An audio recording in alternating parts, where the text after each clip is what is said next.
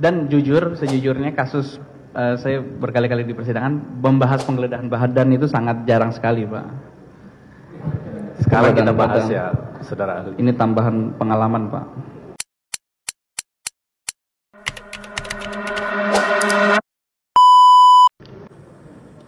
Terima kasih saudara ahli, Mas Fathahillah Akbar ya. Ini kita pelan-pelan aja, Mas Akbar. Tadi kan juga sudah disebut ahli untuk membuat terang perkara pidana ya, Mas Akbar. Ya. Jadi ahli bukan untuk membenarkan dakwaan, bukan pula untuk membenarkan PH. Jadi kedua belah pihak, begitu ya? Kira-kira. Betul. Sekedar mengingatkan saja karena ahli seharusnya berada pada posisi objektif. Betul. Jadi mohon nanti kalau ada pertanyaan dijelaskan sesuai dengan keahlian saudara ahli. Baik. Karena tadi agak sering dilempar lagi ke terserah majelis hakim. Kan kita nggak nanya ke majelis hakim kewenangannya berbeda. Jadi kami bertanya pada saudara ahli, begitu ya. Baik. Saya mau karena tadi teman-teman JPU memulai dari sini, saya mau mulai dari hal ini juga. Soal extraordinary.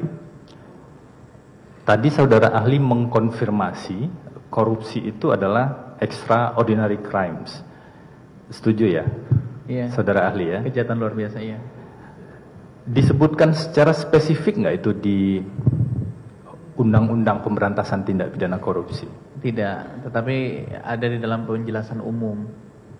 Penjelasan umum di mana?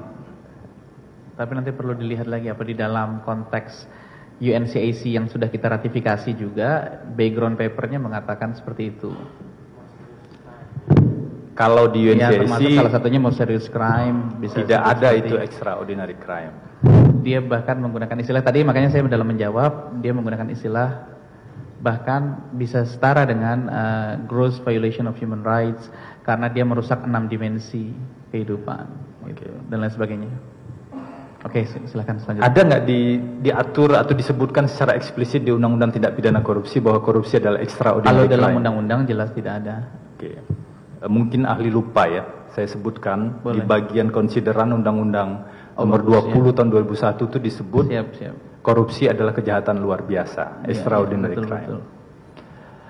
Tapi pertanyaan saya bukan itu, saudara ahli.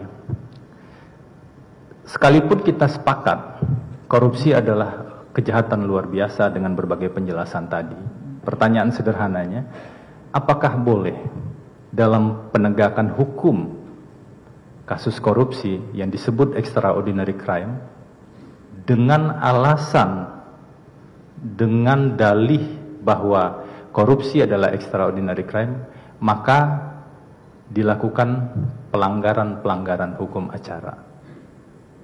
Oke, tidak diperbolehkan. Tetapi tadi makanya saya berikan contoh dalam konteks Undang-Undang KPK maupun Undang-Undang Pengadilan Tipikor dilahirkan hukum acara yang berbeda dari hukum acara pidana yang umum. Itu tetapi tidak boleh dilanggar juga, tetapi batasannya dibuat lebih fleksibel daripada hukum pidana umum. Ini biar jelas ya, karena ahli ini kan keterangannya biar terang gitu ya. Oke. Boleh nggak dalam penanganan perkara tindak pidana korupsi, penanganan ini kan prosesnya panjang ya, penyelidikan, mulai dari Dumas lah, penyelidikan, penyidikan, penuntutan, persidangan, sampai berkekuatan hukum tetap dan bahkan eksekusi. Atas nama extraordinary crime, boleh nggak dalam tahapan-tahapan tersebut kemudian ada proses hukum acara yang dilanggar, mau yang bersifat umum ataupun yang bersifat khusus?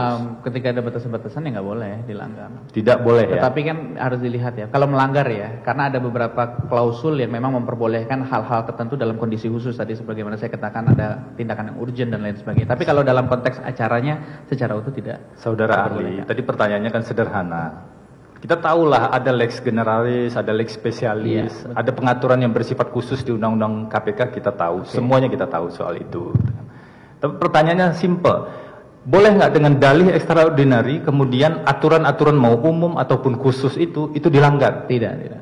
Artinya penegakan hukum terhadap extraordinary crime pun harus tetap berdasarkan hukum. Iya, tetap harus berdasarkan hukum. Ya, tetap harus berdasarkan hukum. Ini biar kita mulai dari sebuah kesepahaman yang sama. Saya mau lanjut sedikit nih sebelum ada beberapa pertanyaan tentang penggeledahan badan. Tadi saudara ahli mengatakan penggeledahan badan itu dimungkinkan dilakukan. Begitu ya, saudara ahli? Ya memang ada pengaturannya kan? Ada pengaturannya. Di mana pengaturannya itu, saudara ahli? Pengaturannya di KUHAP ada. Di KUHAP di pasal berapa? Itu saya kurang kemungkinan sekitar pasal 30-an. 30. Oke.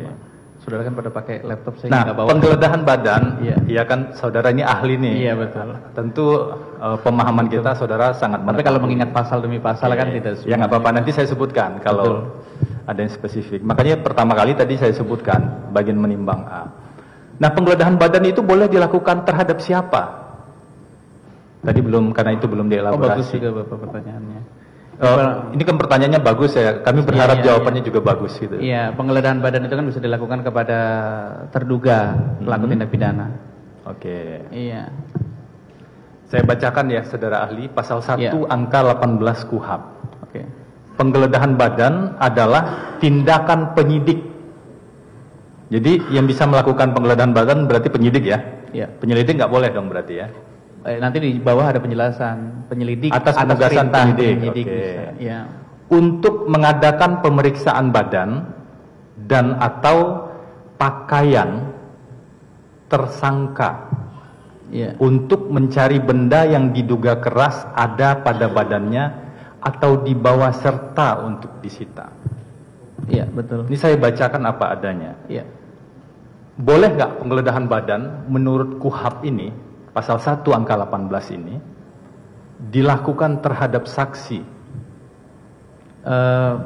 Pada dasarnya tidak, tetapi kan proses penyitaannya terhadap barang buktinya. Jadi yang harus dilihat lebih lanjutnya adalah ketika ada barang buktinya. Saya belum sampai ke penyitaan. Makanya bagusnya sebenarnya adalah membaca batang tubuh penggeledahannya, bukan definisi penggeledahan dalam pasal 1 angka 18.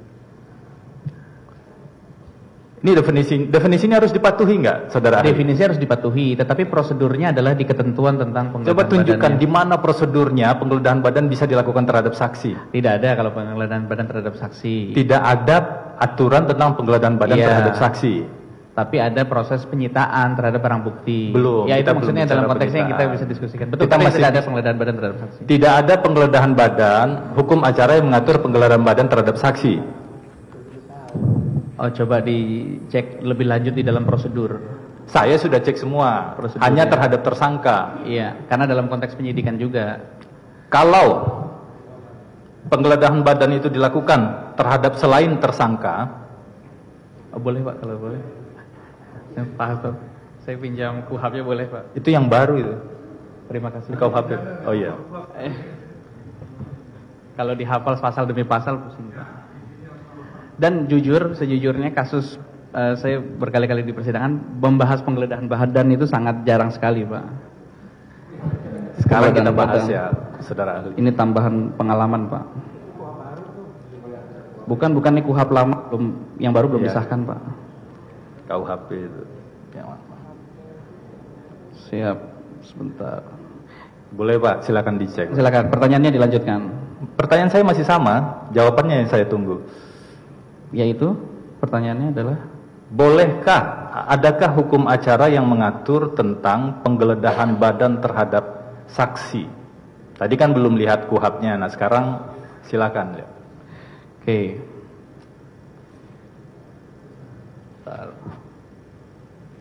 Saya bantu di pasal Ini kan 32. betul kan? Ah? Pasal 32 ada penggeledahan badan. Iya, betul, pasal 32 itu kan unsur utamanya ya. Menurut ketentuan undang-undang ini. Pada waktu menangkap tersangka, penyelidik hanya berwenang menggeledah pakaian termasuk benda. Itu kan yang di konteksnya.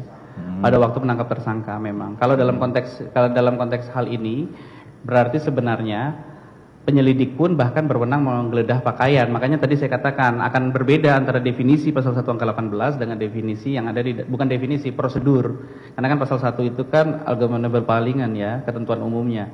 Jadi di sini memang Di pasal berapa itu, saudara? pasal 37. 37, oke. Kita lihat ya sama-sama ya. Ya. Tapi memang ini terdapat kekosongan hukum Pak dalam penggeledahan badan. Oke. Karena Ya siapa tahu dari persidangan ini kemudian jadi pembahasan, kan sekarang rancangan KUHP sedang dibahas. betul. Kami hanya ingin mengkonfirmasi berdasarkan pengetahuan ahli, keahlian saudara ahli, bahwa tadi mengkonfirmasi saja penggeledahan badan itu tidak bisa dilakukan terhadap saksi karena hukum acaranya belum ada. Ada kekosongan hukum. Nah, saya mau lanjut ke isu berikutnya. Ini Saya bukan- mungkin bisa jawab begini, silakan. apakah ini nanti berkaitan dengan pasal 42 atau tidak? Ya, penyidik berwenang memerintahkan kepada orang yang menguasai benda yang dapat disita, menyerahkan benda tersebut kepadanya untuk kepentingan pemeriksaan. Nah, itu juga harus dilihat juga, apakah ini masuk dalam penggeledahan badan atau pasal 42 itu. Ini makanya pentingnya memegang KUHP. Oke, ini yang saudara jelaskan ya.